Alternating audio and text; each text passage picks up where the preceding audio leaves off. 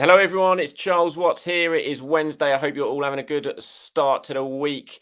Lots to talk about. Today's been a busy day, busy 24 hours in the world of Arsenal. We've had bids for Declan Rice go in, lots more speculation on several other players. Kai Havertz as well, sort of leading the front with that one. So plenty to discuss. We'll go with some of your questions at the end, as always. And today I'm joined by a very special guest, a good friend of mine, fantastic journalist on the Arsenal beat, Sam Dean of the Telegraph. How you going, Dino? Yeah, good. Thanks, mate. Thank you for having me. No problem at all. Busy day for you yesterday. I have to say, I don't miss it too much at the moment, being at the forefront of all this Arsenal transfer stuff. Enjoy my downtime this summer before the new season kicks off. And it has been a busy day, isn't it? It's kind of been gearing up in the last few days, I think, to things all kicking off for Arsenal. And it did kick off a little bit yesterday with a second bid for Declan Rice finally going in.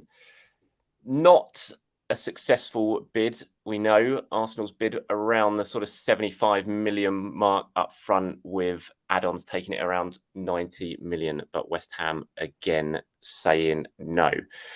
Now, Dino, the big question, are Arsenal going to sign Declan Rice? Yeah, I think so. Obviously, there is a chance of another team coming in, and I think it's fair to say it would suit West Ham for this to be dragged out for a little bit longer to sort of raise the chances of someone else coming in. But Arsenal are confident that Declan Rice wants them. I don't think that's particularly closely guarded secret, and they're clearly getting there. They're getting closer to a valuation and an offer that West Ham want. We've reported at the Telegraph last week that Manchester City considered Declan Rice to be a strong option, and we know for a fact that they have the money to effectively blow Arsenal out of the water if they wanted to. Obviously, they can't do that unless they get some sort of assurance from Rice. And as far as we know, and as far as we can tell for now, there has been no such assurance, and it's clearly Arsenal in the driving seat. But obviously, they have to get a deal done. Yesterday's bid, as you say, 75 plus 15. I think it's interesting, the sort of discussion around these bids and the way they've been structured. That's a total bid worth £90 million is £18 million more than Arsenal have ever spent on a player in their history. This is a serious offer. And I know at first the sort of response on social media and from fans to the opening bid, which was lower than reported widely, it has emerged, was sort of, this is derisory, why aren't Arsenal just paying what West Ham want? But I think you have to look at 90 million bid and say, yeah, that's a serious offer. And obviously West Ham are entitled to reject that, but nobody can accuse Arsenal, I don't think, of really trying to sort of be disrespectful or lowballing West Ham at this point. They're pushing hard for a player they really want, and a player who is clearly going to be absolutely fundamental to the midfield rebuild this summer. Mm-hmm. Yeah, I absolutely agree with you there. I mean, it's Arsenal's club record fee at the moment. It's obviously 72 million for Nicolas Pepe, and this blows that out of the water. It's like you said, it is a very serious bid. And I think from Arsenal fan point of view, isn't it? The frustration is they're looking at this priority target that we all know about as very similar to what happened in January with Mykhailo Mudryk. And the longer it drags on, the more worry is that someone like City is going to come in and get it done. And Arsenal fans thinking, why don't we just pay the money? We've been talking to West Ham for a while. We know what they want. This is their captain, 24 years old, England international, regular on the team sheet with Gareth Southgate. Why don't we just go in and pay the money right now? But it doesn't really work like that when it comes to transfers. And like you, and I was speaking to someone at Arsenal yesterday who was very keen to point out that this is a club record bid. And it's one to be taken seriously, but West Ham believed to want around £100 million. So do you think Arsenal will get there? Do you think that's the price they're going to have to pay if they're going to get this over the line? Well, the thing is, you can get there in different ways, can't you? You can get there with an upfront bid of 100 million guaranteed, paid over 6 years, 5 years, or you can get there with add-ons, but maybe the structure is more favourable, so you pay over 2 or 3 years and there are add-ons involved. So I think the actual figure itself it's obviously a nice headline and it's easy for people to understand and digest, but really a lot of it is add-ons and structures and complicated things that, frankly, journalists are never going to be entirely privy to, and there's ever going to be made public. But it's those sorts of negotiations and the structuring of it, the way it's framed, that will make the difference, really. But as far as we know, West Ham want both a bigger guaranteed fee and a more favourable payment structure than Arsenal are currently offering. So whatever they do, they'll have to improve that offer. West Ham want 100 million. Whether Arsenal get there by doing 90 plus 10, for example, or 85 plus 15, or whatever, or even just 100, that remains to be seen. And you know how transfers work. If Arsenal put together a bid that's ultimately worth 100 million, but is 85 up front, for example, then everyone can sort of be happy and say they got what they wanted from it. So that's probably my expectation at this point, that something like that will happen, where it's kind of structured differently and the add-ons are in there. But frankly, it's all happening now. It's ongoing. Talks are ongoing. Arsenal, as I'm sure you know, Charlie, are pretty confident on this one. I think they're going to get it done, and I think from my side, I share that. But yeah, obviously, the fear is that if Pep Guardiola calls you and says you're going to be the main man in my place, and we've got £100 million check ready to go in the post to West Ham, suddenly situations change. And you mentioned the Mudryk one. I think that was very different, given the various different issues going on there, and Shakhtar Donetsk and the issues they were having, and even the fact that it was involving a Ukrainian club and Ukrainian player. Like, there are different elements at play there that made it more complicated, I think. Whereas the Rice deal is, I think, easier in that, not financially, but easier sort of in all the other logistical ways. So I expect it to be done. But also just quickly on the bids and the talking about sort of lowballing and what have you. I mean, I have the same sort of feeling sometimes of, if you know what a club wants, just pay what they want. But I was talking to an agent completely not involved at all with this deal, or even with Arsenal, talking to an agent about a separate deal and a separate bid. And he was saying, well, no, you've got to start low, because then you negotiate upwards from there. If you start high, if Arsenal came in with 110 million, for example, straight away to West Ham would have said 130, because that's just how negotiations work in any sort of field, really, not just in football and big money deals. So I understand that to a degree. It's easier when there are release clauses, obviously, and in this case, there is no release clause.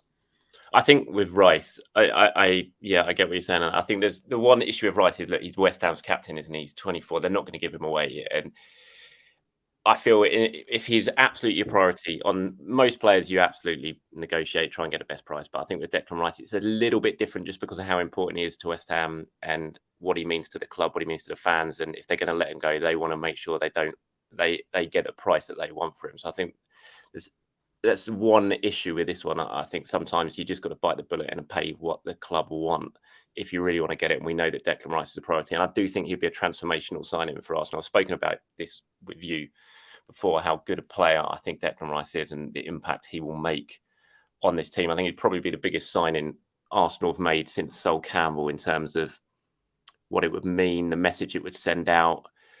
A couple of years ago, we would never even envisaged Arsenal being in a position to be able to sign someone like Declan Rice. And it shows the kind of upward trajectory that they've been on, that they're in the position that he wants to join Arsenal over other clubs as well. I think it would say an awful lot. And we know the midfield is going to be absolutely essential to what Arteta does next season and to the sort of steps forward that Arsenal make. And if Declan does end up coming in, which I think we all hope he does, then what happens to this man, Thomas Partey, who has had an interesting season? I mean, for 2/3 of last season, he was absolutely exceptional. I remember looking back in the day, I looked at my player ratings for the sort of going into the final international break.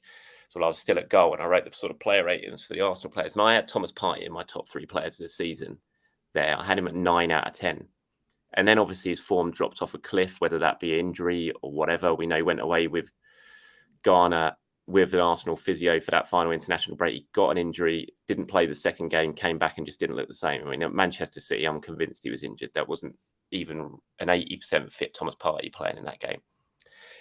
And now we hear he could go. You know, a few months ago, we would never have thought this. And now it appears that he could well go, and that Arsenal are indeed willing to listen to offers for Thomas Partey. There's been reports of Saudi Arabian clubs being in the mix, possibly clubs in Italy as well. Now, how surprised would you be at the decision to move on from Thomas Partey? At the same time, as Granit Xhaka potentially leaving as well, to lose two of your starting three central midfielders in the same summer when you're about to go into Champions League football, how big a risk would that be for Arsenal? Yeah, it's a lot. I agree with you that I don't think that was widely expected. What I would say on Partey is that I wouldn't expect anything too imminently. And also the issue is that he earns pretty big money at Arsenal and he's now 30, I think. So there aren't going to be a huge amount of clubs able to match that salary for 2 remaining years and able to sort of take him off Arsenal's hands in that sense for a price that would be worth selling him for. Obviously, the reports for Saudi Arabia changes that somewhat because we know they have the money, so they could both pay for him and improve his wages, let alone match them. So that would make sense as a possible destination on a financial level a bit later on in the window, perhaps. But yeah, in terms of the team and the structure of the midfield, I completely agree with you that I think for the 2/3 of last season, he was not only one of Arsenal's best players, but one of the best players in the Premier League, full stop. And I think he was arguably the dominant holding midfielder until that very pronounced dip in the spring. And I agree that losing both him and Xhaka at once is losing two players who fully understood the system, who were fundamental to the defensive and offensive phases of Arsenal's play. And it would require a big learning job for whoever comes in. I mean, obviously Declan Rice has got huge potential and he's already a player of very high quality, but he's not played in a system like Arsenal's ever before, and it'll take him a bit of time to adapt to that. Well, it took Thomas Partey a long time to adapt to it, didn't he? When Mikel switched to the kind of 4-3-3 that we play now, where he is the sole guy at the base of that midfield and basically the deep line playmaker, it took him a while, didn't it? He didn't get up to speed with it straight away, and that's a very experienced Champions League player that we're talking about, and he struggled to initially adjust to it. So it's a big ask for a new signing to come in and immediately sort of hit the ground running in that position. Yeah, you can't phase anybody in if Partey and Xhaka are both gone. No, because there's no one else to work with. I mean, obviously Jorginho. Yes, there is someone else to work with. There's Jorginho, and I think actually Jorginho has been a very good signing and a much better signing than most people expected. I think I certainly had doubts in January when that one happened, but I think if you look at his impact, also off the pitch as well as on the pitch, he's been a very good signing indeed. So there is the way you could phase sort of Rice into that holding midfield position by using Jorginho. But also I'm intrigued by the thought of Rice playing in Granit Xhaka's role and getting forward more. And you talk to people at West Ham, and I think even Rice has said this on the record a few times over the last couple of years, that he's got a lot more to give in the final third. I was at some of the West Ham European games. I covered their knockout stages in the Europa Conference League after Arsenal got knocked out by Sporting in the Europa League, and he scored one goal against Ghent. I don't know if you've seen that one, where he put the ball up in his own half, surged past two players and smashed it in the bottom corner with his left foot. And you look at that and think, I saw your tweet at the time when he scored it, how excited you were. I was a little bit disappointed when I saw the goal because I thought it's goal of the season. I think it was one of those where also in the way the game was flowing, they just scored to make it 2-1, I think. And then he did that to make it 3-1 about 2 minutes later. And the crowd was just going mad. So I think being there, it made it feel like a better goal than maybe it was. That showcased what he's good at. They're really good at. And we don't see it too lot. When he does get going, he's got pace, doesn't he? He does, he's not slow or a slouch by any means when he gets going. He can drive forward and get into those areas that we saw Granit getting into last season. Yeah. And part of me thinks playing him in the Partey role is almost restricting him to a degree, because I think he can offer a lot more going forward. And I think he's one of the best ball carriers in the Premier League in terms of, if you look at the statistics of how much he drives the ball forward from midfield. And I think he can make things happen. And you look at the way that Arteta was able to convert Xhaka from sort of one-paced holding midfield player with a good passing range into this all-action box-to-box midfielder. I can see why he might look at Rice and think, imagine what I could do with this guy. So part of me thinks I don't want to see Rice in the number 6 role. I want to see him playing in the Xhaka box-to-box position. But obviously, for England, Rice plays that holding midfield position. And for West Ham, he's fundamentally been in the 2 or 4-2-3-1 for most of his West Ham career. So it'll be a big shift. And yeah, if you lose Partey and Xhaka, the gap there is more in the 6th role, isn't it? Because that's just Jorginho.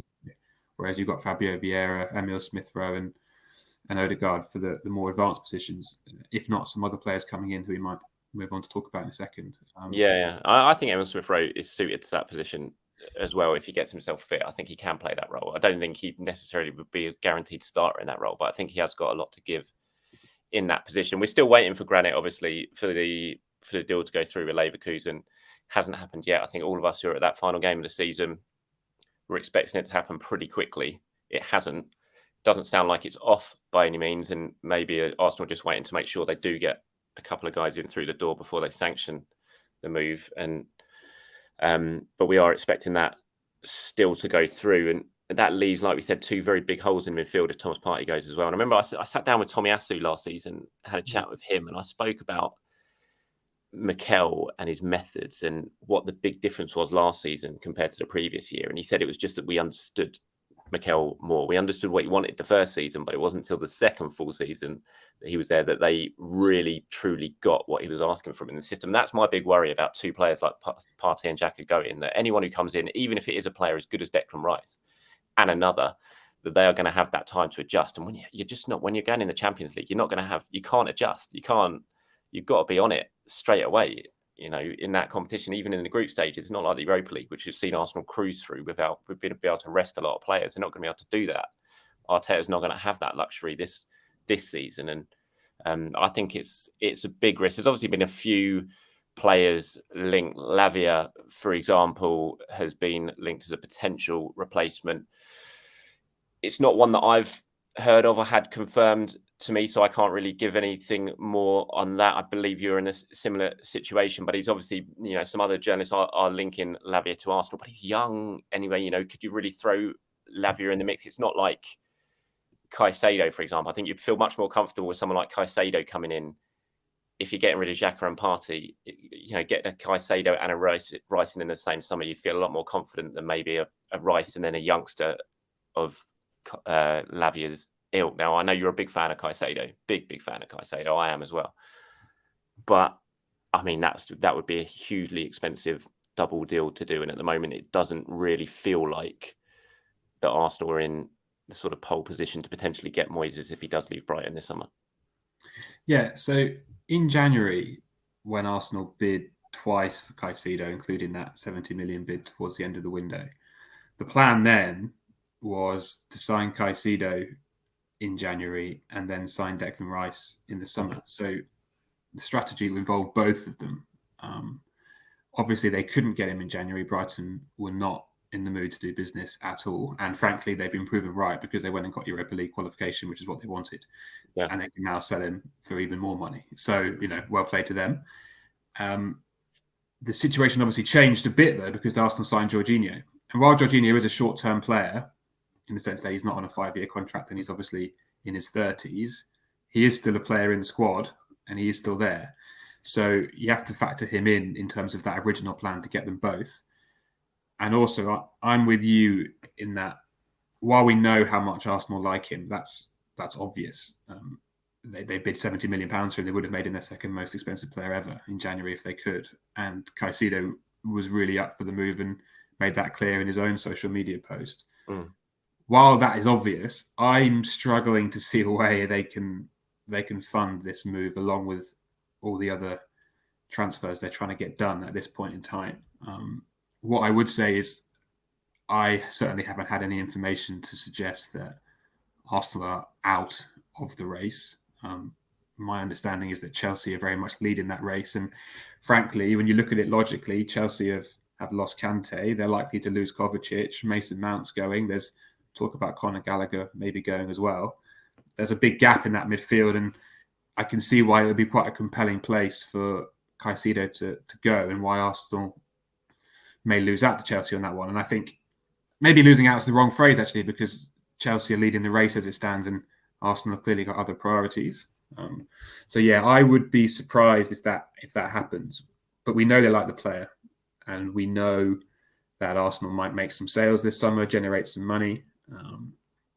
So I definitely don't want to rule it out, and I'm conscious of, as I'm sure you are, of aggregators and the like, and that's fine. They do a great job and a great service, but effectively, I don't want to rule it out, but I think it's unlikely. No, you can never rule anything out, can you?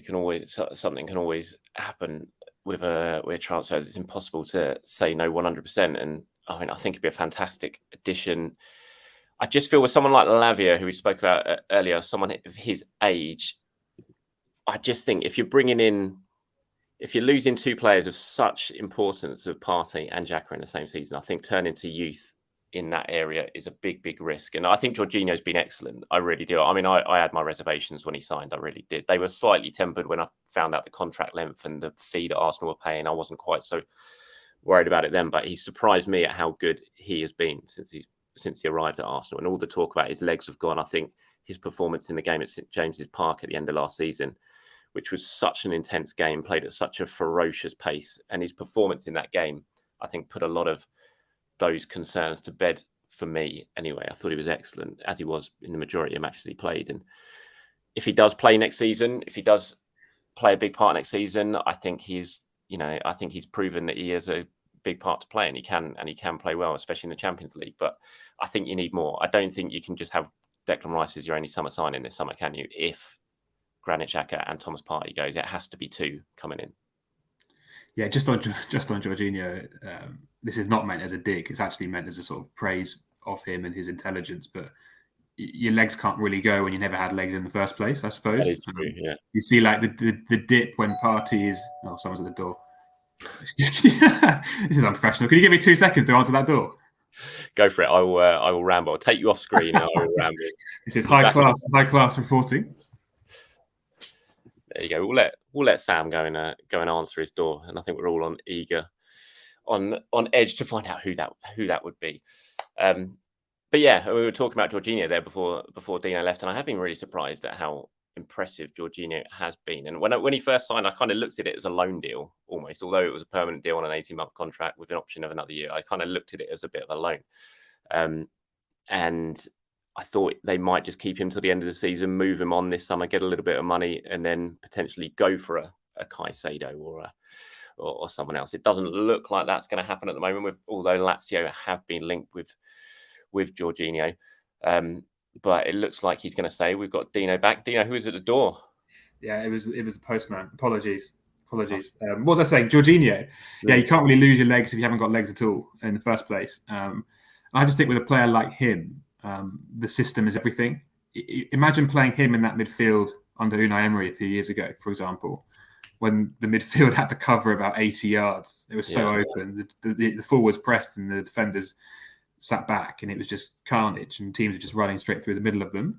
I think in that scenario, I think Jorginho would just look like he'd struggle horribly. But in a system as slick and well-functioning and compact as Arteta's, I think he looks pretty good. And I think that's also no coincidence that he went from struggling at a chaotic Chelsea team to doing very well at a well-structured Arsenal team, almost sort of overnight.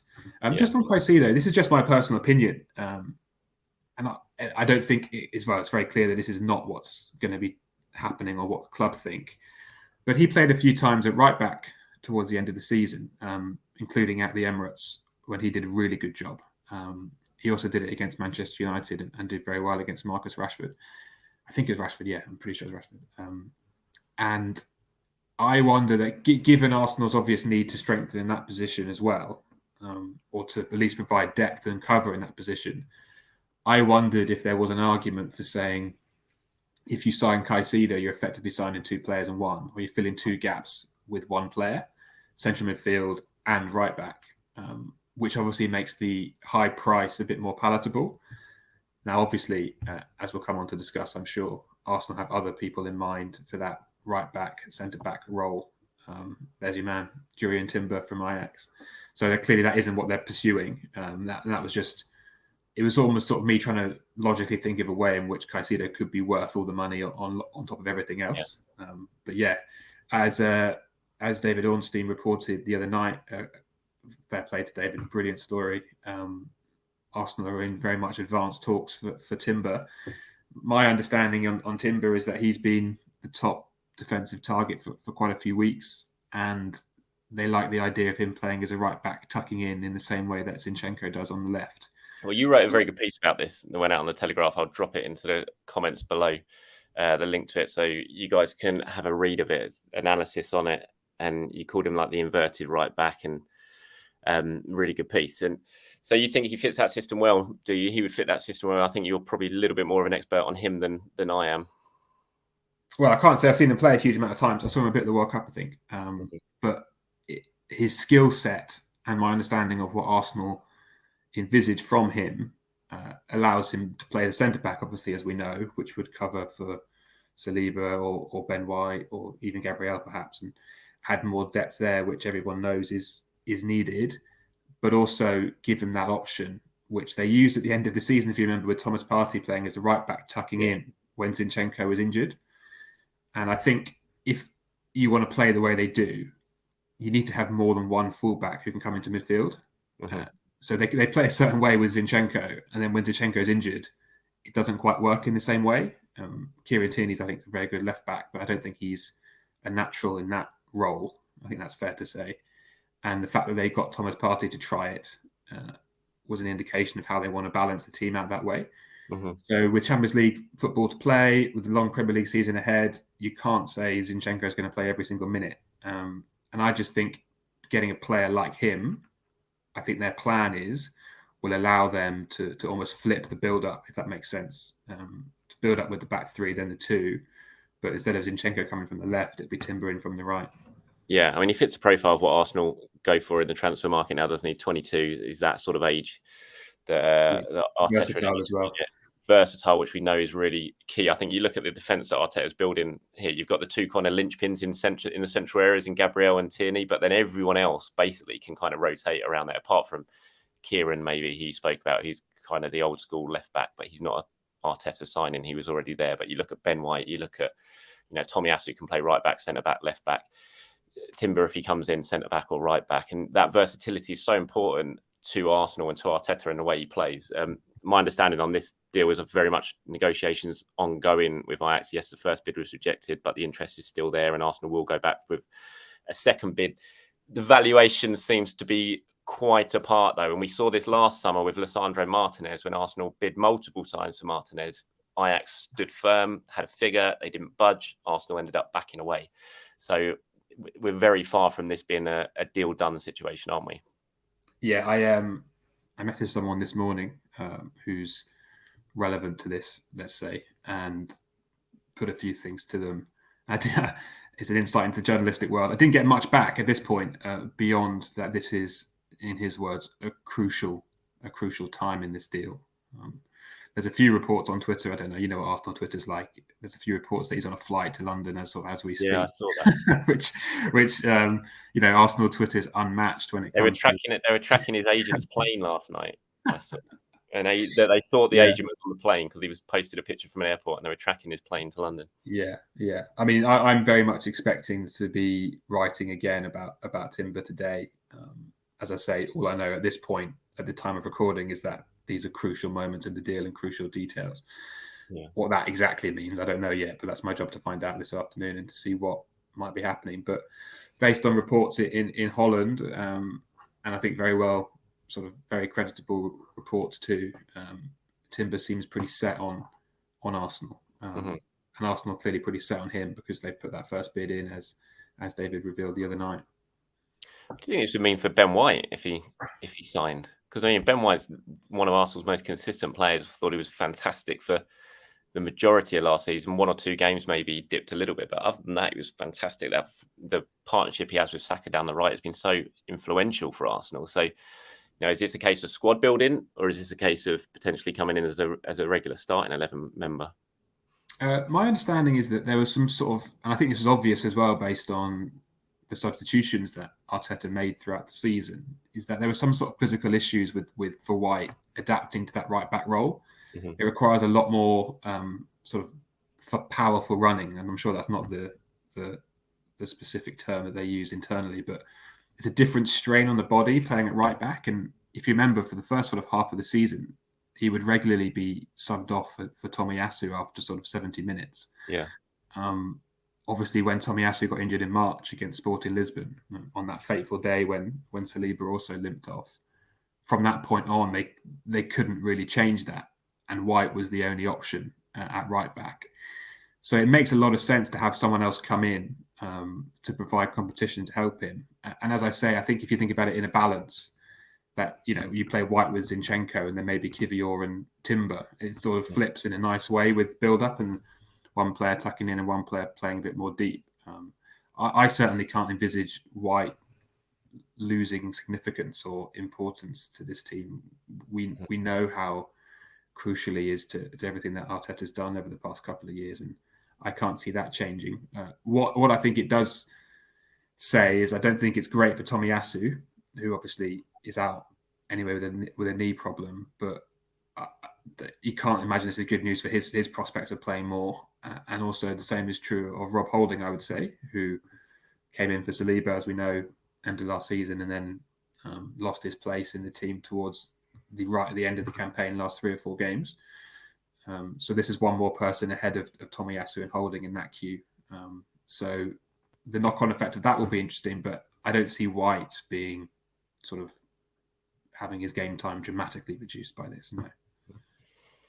I kind of look at that and I mean, I think Holding will go this summer. I'll be very surprised if Holding is still there. And if Timber does come in, who is probably seen more as a centre-back than a right-back, even, kind of similar to Ben White. But I think the sort of options that would do to centre-back-wise, if he came in, yes, he can play right-back, but he could play centre-back. You have White, you could do that as well. Kivior as well. Arsenal suddenly looking very well stocked in a central area, I think, if he comes in. I think with Tomiyasu as well, I kind of see if Kieran Tierney goes, I wonder if Tomiyasu will be seen as a sort of natural left-sided cover for Zinchenko if he gets injured, because we saw him do that against Liverpool earlier in the season, didn't he? He preferred Tomiyasu to Tierney in that game, and it worked very well against Mo Salah. The fact that he's right-footed almost allows him to drift into the central areas a little bit better than Tierney would when he wants to go on the overlap. So I wonder if, another right-back comes in. It doesn't necessarily mean the end of Tomiyasu. It just means that maybe we'll see him more seen as the left-back option rather than the right-back option. Okay, quickly before we get onto a couple of questions to finish this off, Kai Havertz. Yeah. Interesting one. Yeah. Kai Havertz, really interesting one that has caused so much debate on this channel, on my social media channels. Some people very excited about it and the possibility of him signing. Others absolutely against it and the thought of giving Chelsea money for a player that has done not that much aside from winning them a Champions League, of course. Yeah, which paid back that price tag, to be fair. But it's definitely one that's divided opinion. I've definitely got my reservations about it. I know you like Kai Havertz and think he's a very good player, and you think he could be a good signing for Arsenal. So tell me why. I did a really sort of big piece. We do, every now and then we get the sort of freedom and license to do a really big profile piece. We get to work weeks on it and speak to as many people as we can. I did that for Havertz when he first joined Chelsea. I spoke to sort of his first coaches, spoke to Bayer Leverkusen, spoke to people around him, and the level of excitement at that point in Germany around him was almost higher than anyone else for quite a long time. He was really seen as this top world-class talent, and people were telling me that from the moment he sort of walked through the doors, age 10 or whatever it was, they could see that this was someone really, really special, which makes me think a little bit of Martin Odegaard, in the sense of this sort of wonder kid at teenage level and this natural talent that, if harnessed correctly, could be an enormous player in world football, let alone just Premier League football. That's why Chelsea paid £72 million for him, clearly. And since then, there have been flashes, but nothing sustained. And that's been the problem for him. I think he's admitted it himself that consistency's not been there. You mentioned the Champions League goal to win the final. He's also scored the penalty in the Club World Cup final to win them that. So he's shown he can handle himself in big moments. And I just think with the way, and this ties in a bit as well what we're saying about Jorginho, with the way that Arteta has built his formation and his system and how choreographed and precise it is, in that kind of structure, someone like Havertz should theoretically shine the way that Martin Odegaard has done, the way that Gabriel Martinelli gets the ball in the same position, in the same part of the game, in the same phase of each attack every time he plays. And he knows what he's doing with it. It's structured, it's coached, it's deliberate. And Havertz can play on the right, he can play on the left, although not really as a winger in the same way. He can play as a number 9, although I wouldn't say that's his best position, or as a false 9, which is effectively what Jesus does anyway. So he fills in for Jesus, and that provides cover for Saka, because Jesus could then play on the right wing, obviously. And the thing that really intrigues me, and I'd love to have a press conference with Mikel Arteta right now, because obviously we can't get hold of him, we can't speak to him in a media setting like we normally would at the moment because it's off season. I'd love to just ask him, do you see Havertz as a possible player in that Xhaka role, that left-sided number 8? Because that's the key thing, I think, in all of this. Is that what he's looking at for this deal? Yeah, exactly. And that goes back to what we were saying about midfield earlier, of getting 2 players in, 2 players out. If they see Havertz as that left 8 or a potential left 8, then that's potentially really exciting. If that works, can you imagine a midfield of Rice, Odegaard and Havertz? If all of them playing at the top of their game, that'd be something pretty special, I think. Now, obviously, there are defensive requirements to that role that Xhaka was very good at as a sort of former holding midfielder. Xhaka knew what he was doing, and I can't imagine Havertz could just slip seamlessly into that. And it might have a knock-on effect on Odegaard and the way he defends and the way he presses too. But Havertz is an athletic. He's tall. He's got great feet. He's technical. He's a really good player. My only reservation with him and this deal, from a personal point of view, is the cost, because for a player of that expense, and I think the latest suggestion is that it's going to be around £60 million. There's no obvious place for him in the starting lineup as it stands, unless you're saying he's going to play in that left 8 role for sure. A lot of money to spend on effectively the first rotation, the first backup option. But I'm torn between thinking that and thinking this is a squad game now. Football has become a squad game. Liverpool don't sign players for the 11, they sign players for the squad. Man City don't sign players for the 11 either. These are squad building moves, and I think Arsenal are trying to move away from buying players just for one position in the team, because they've got to play so many games and people get injured, and they've got to have fluidity and flexibility. And Havertz is a Premier League player who has proven himself to have flexibility and fluidity. And if he comes even close to his potential, then he's going to be a bargain, because he's a £100 million player at his best, if not more. I think that's really important. I think this summer, for Arsenal, I think this summer the transfer window is all about improving the first 16, 17, 18 players in the squad, isn't it? I don't think it's about the starting 11 necessarily. If they're going to, what let Arsenal down last season wasn't the starting 11. It was the strength of the squad when some of those players in the starting 11 dropped out. The players who came in to replace them just weren't up to the required standard, and that's when Arsenal dipped, especially during the final weeks of the season. Once Saliba went out, once Tomiyasu went, they just didn't have the required quality of players to step in and fill that void, and that's where and results were impacted because of that. So I think that's what this summer's all about for me, for Arsenal, is improving that level of the first 16, 17, 18 players in the squad rather than necessarily the starting 11. There's no doubt that Havertz would do that. I think he's an intriguing player. It's very much one that I think I just put a lot of trust in Mikel and Edu in terms of their talent ID.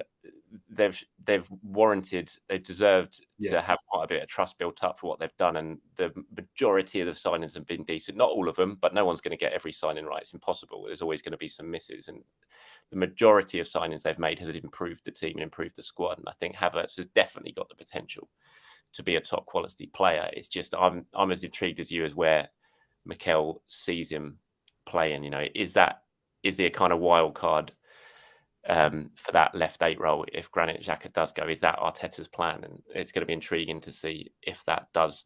From my understanding, this one, if any deal is going to happen with Arsenal at the moment, this one could be is pretty the sort of closest. That was before, to be fair, the Timber deal came out of the blue, and maybe that could move ahead. But I understand that Havertz is looking pretty good in terms of it happening. So that'll be that'll be an interesting one.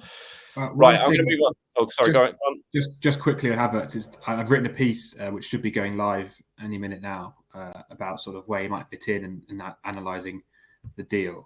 And one thing, it's so basic, but I think it's actually relevant, is that he's quite tall.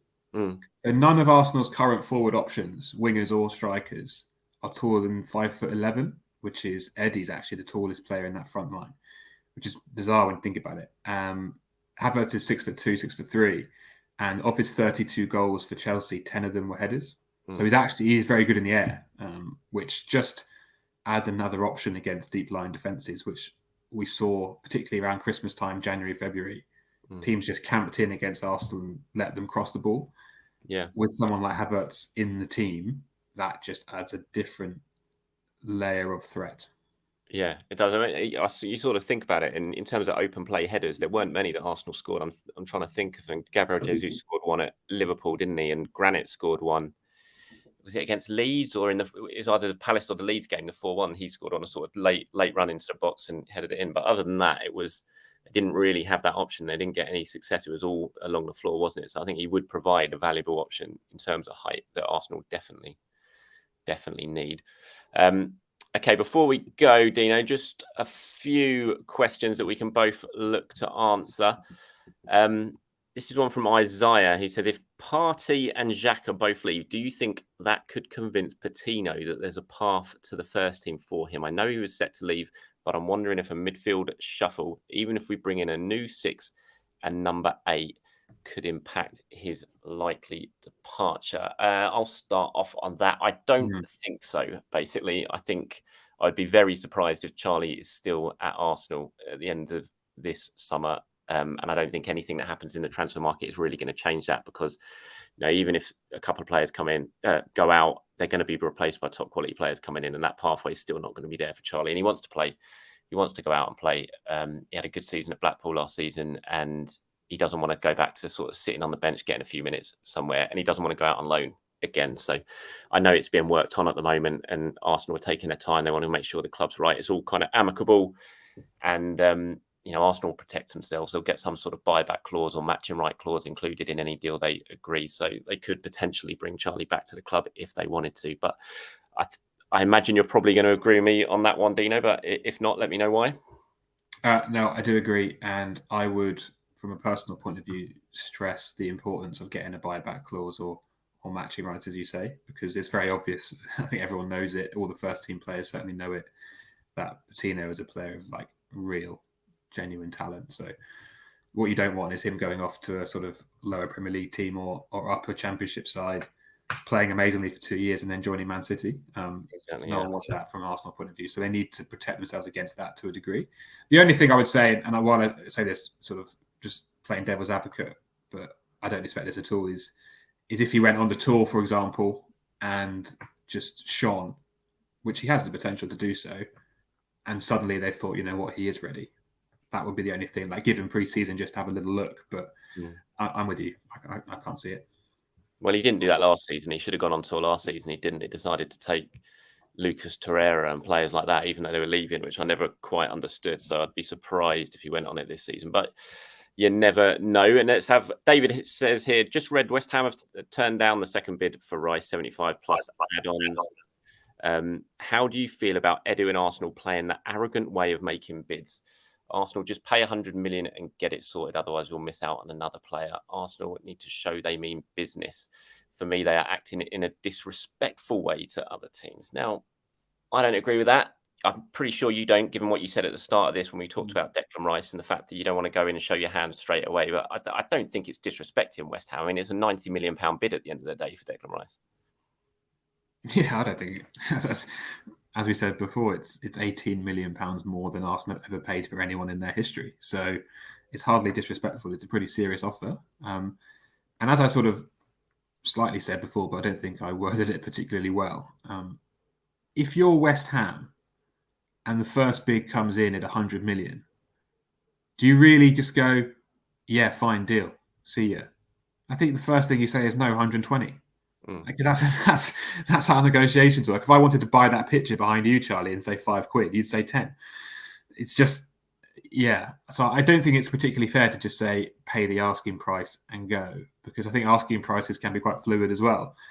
So it's a process. It's a process. And yes, it's fair to say that Arsenal have missed out on top targets before. That is a fair point to say. So the negotiation process and how it's done and who's done it, you can say has not always been completely efficient. But let's see. As discussed with you and as you agree, I think they're going to get Rice. And I think they're going to get Rice for a lot of money. And West Ham will be quite happy and Arsenal will be quite happy. So let's not jump around too much on this. I don't think at this point. Obviously, if they don't get him and someone else comes in and swoops and takes him off their hands like Man City, then I think it would be reasonable to ask serious questions. But at this stage, not for me. Yeah, I agree. I think the outcome of it all, if Arsenal get him in the end of the day, then what's gone on the last couple of weeks doesn't really matter. But if someone does a Chelsea with Mudryk and swoops in, then I think it's going to be a tough one to take for everyone. But we shall see how that goes. Scott says, Charles, even with Havertz potentially coming in, does it not worry you that to compete on all fronts, we need a striker that will bag 20 goals this season? It's an interesting one. I mean, Jesus scored 11 goals last season. When he came back into the side, he wasn't the same player, I didn't think. He didn't cause the chaos that he maybe caused in the first half of the season before his injury. But his goal tally wasn't actually that bad. He scored more in that little run to the end of the season than he did in the first run before he got his injury. So he's still got 11 goals. And it wouldn't surprise me at all next season if Jesus would score 20. But the way that Arsenal play, I don't think it's absolutely essential that you have a 20-goal a season man. Obviously, it would be great if you had an Erling Haaland up front. But, Arsenal scored, 98 goals last season or 88 goals last season? 88 in the league, yeah. Last season. It was shared around, and I don't see that changing next season. We saw what Saka did for England the other day. Sensational hat-trick. Martinelli got 15 last season. Odegaard got 15 last season. I think if Havertz came in, he would and played in that 8 role, he had the potential to score a load of goals next season. Jesus certainly has. So I think it'd be great to have a Haaland type striker. Of course it would, but I don't think it's a be all and end all because of the way Arteta sets his team up and because of the way the goals are shared around. Who out there is going to score 50 goals for Arsenal? Who are they going to buy? Mbappe's not coming to Arsenal. Sorry, Haaland's not coming to Arsenal. He plays for Man City. Kane's not going to Arsenal.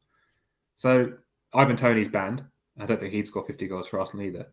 So it's all very well saying, well, Arsenal need a 30-goal a season striker or whoever, someone who can score all the goals. But who? And how much they're going to cost? There aren't that many of them around. It's not how. It's not. It's the market's not flush full of out and out goal scoring centre forwards. So Balogun. Flo Balogun, yeah. Well. It's an interesting one, Flo, isn't it? I get so many questions about Flo, and I talked about it in yesterday's video, actually. People saying, why just keep Flo, sell Eddie? But it's not as simple as that, is it? Because of the contract situation with Balogun, because he wants to be playing week in, week out now. Unfortunately, sometimes you have to make a difficult decision to sell a player because of different circumstances. And I think with Balogun and that contract situation and his determination to now go out on his own and play and be the main man somewhere, it's just not going to happen at Arsenal. I don't think so. I can understand if he does get sold this summer. I can understand why the club regrettably will have to do it.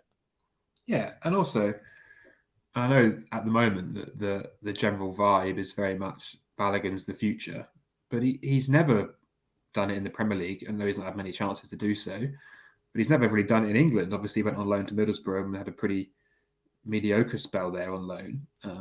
Last season, obviously, I mean, every player develops at a different rate, so it's different. Last season, he was very good in Ligue 1, and that's great. But players have come from Ligue 1 before and struggled. It's Lacazette scored 29 goals last season in Ligue 1. Yeah, Nicolas Pepe cost £72 million. Yeah, I mean, it's scoring goals in Ligue 1 is not a guarantee of Premier League success. And Arsenal have to make money. They have to sell players, and he's the most sellable, I think, in the squad. And compared to Eddie, for me, Eddie's got Premier League experience now. He knows the league. He's got the robustness that's required now to play up front. I think he did a good job generally for Arsenal when Jesus got injured. Overall, when that knee injury happened to Jesus at the World Cup, people were really concerned, obviously. Even within the club, they were really concerned. And Eddie, I think, for a good 2 months, did a really good job of filling in for him, scoring goals, leading the line, showing there was more to his game than just sort of tap-ins, which people thought before. Obviously, he had a few injury issues, and Trossard came in towards the end of Jesus' absence. And there are questions over whether Eddie can sort of really be an impact sub because he's not got a great record off the bench. But fundamentally, he knows what the league's like. He's valuable to have in the squad. He's a really good character. He trains very hard. I think he's getting a sort of tough time at the moment from people. He's getting unfairly digged out a bit. I agree. Balogun. People, I think it's always the case that it's Balogun sort of the unknown, and the unknown is more sexy than the known. But yeah, It's like the shiny new toy type thing, isn't it? It's like we've seen that. We'd rather this one, and ultimately, until Balogun comes and does it in the Premier League, I think it's hard to compare him to Eddie. I think. What I would say, just on that, sort of backtracking on myself, is Arsenal are about to spend a lot of money on quite a few players, and they will need to make sales. If there is a big offer for Eddie rather than Balogun, then you've got to sell Eddie. Mm-hmm. You keep Balogun. So I'm not saying, you should definitely sell Flo and definitely keep Eddie, because it depends a bit on the interest level and what comes up. But I think it's more likely that Balogun goes. And I think that makes more sense. It's kind of a Leno, Emi Martinez situation, isn't it? I think in that summer that there was just a much bigger market for Emi that summer than there was for Leno. And so it was much Arsenal had to sell one of them, and it was a lot easier to sell Martinez for a lot of money than it was to sell Leno. And I kind of look at this situation as similar. I just think this summer, because of the market, because of what Balogun's done, because of his contract situation, it's going to be easier to sell Balogun than it is Eddie this summer. And you've got to sell one of them because you've got to bring a bit of money into the club. Yeah, agreed. Okay, final one before I let you go, because I've held you for a lot longer than I thought I was going to, Dino. So thank you very much for this. Chilling stuff says Declan Rice for 90 million is an absolute joke. He's not a master of anything. Caicedo would be a far better player with a better investment. I think that's pretty harsh, but I think it's quite an interesting one nonetheless in terms of which player would be a better investment and who is a better player between Declan Rice and Caicedo. Now, they're two very different players for a start. And I absolutely do not think Declan Rice is average by any means. I think he's a very good player. Like I said, I think he'd be one of Arsenal's biggest signings, if not the biggest signings since Sol Campbell. But if you could only sign one of them this summer for Arsenal, if you were Mikel Arteta, who would you go for out of spending £100 million on when it comes to Rice or Caicedo? I'd go for Rice. I agree. And you know how much I rate Caicedo, and I was lucky enough to see quite a lot of Brighton last season. Really, really like what De Zerbi's doing there. I think he's a very good player. And obviously the right back thing we discussed before is relevant with Caicedo. But for me, Rice he's got 3 or 4 more years on Caicedo in terms of experience. He's played in huge games for England. He's just won a European trophy for West Ham, basically led them there, very much dragged the team to that final, even if he wasn't great in the final itself. And there's a level of, I think, leadership and personality and character benefit behind the scenes as well. And we know how important that is to Arteta and how much that's informed their transfer decisions over the past 2 or 3 years. I think he ticks every box. And obviously we've not seen Rice in a team that dominates possession and plays in the way that Arsenal do.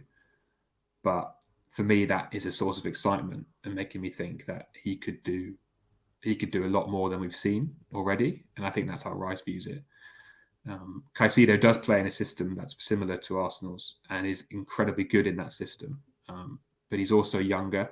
He's a more quiet character. Obviously, the language is he's still learning English, and he wouldn't come in straight away and be a leader of that squad in the way that Rice will. Obviously, in long term, I think Caicedo has got that in him.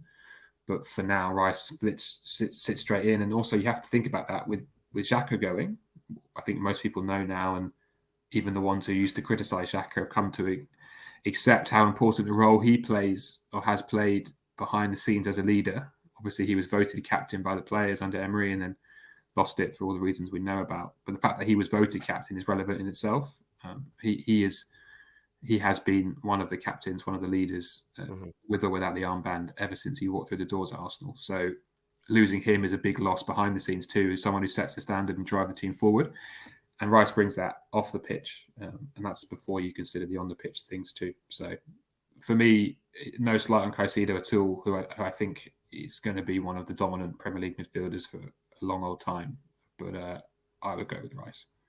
Yeah, I agree 100% for pretty much everything that you've just listed there. I think the leadership thing is a big part of it. And I think he'd slot in and make Arsenal a better team straight away.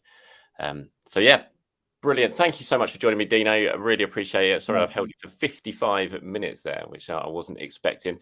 Everyone, thank you very much for watching. As always, in the comments below, I'm going to leave Sam's social media handles. Give him a follow on Twitter if you don't already, because he is well worth following, which I'm sure he won't say himself because he's the nicest man in sports journalism, but he is well worth following for all your latest Arsenal news. And I'll link to his stories as well.